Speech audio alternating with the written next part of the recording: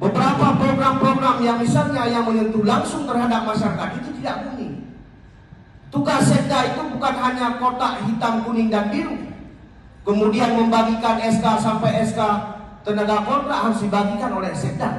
Tetapi bagaimana kebijakan-kebijakan regulasi dan kebijakan mengamankan kepentingan rakyat itu harus diamankan oleh Sekda. Maka kami harap kepada Pak Gubernur untuk lebih baik komunikasi. Kami sebenarnya sudah lelah berkonflik terus antara eksekutif dan legislatif. Dan ini dibuktikan bahwa banyak rekam jejak digital yang memang hari ini terbukti bahwa peran Saudara Sekda tidak maksimal dalam tata kelola pemerintahan.